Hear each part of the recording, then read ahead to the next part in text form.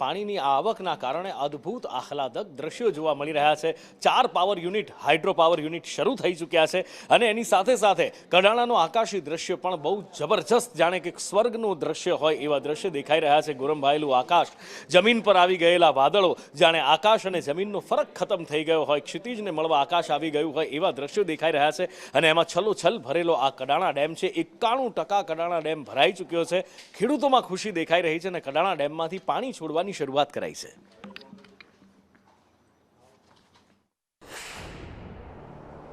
રાજસ્થાનમાં સતત જે વરસાદ વરસી રહ્યો છે તેના કારણે રાજસ્થાનમાં આવેલા બજાજ સાગર ડેમની અંદરથી 28,000 ક્યુસેક પાણી મહીસાગર નદીમાં છોડવામાં આવ્યું છે। તેમજ સાર્વત્રિક વરસાદ જે મહીસાગર જિલ્લામાં પડી રહ્યો છે તેના કારણે હું આપણે દ્રશ્યો બતાવવા માંગીશ કે રાજસ્થાનમાંથી જે પાણી છોડવામાં આવ્યું છે તેના કારણે હાલ કડાણા ડેમની અંદર 91,000 ક્યુસેક પાણીની આવક થઈ રહી છે। જેના જ પગલે હાલ કડાણા ડેમના કુલ 3 દરવાજા ખોલી મહીસાગર નદીમાં પાણી વહેવડાવવામાં આવી રહ્યું છે।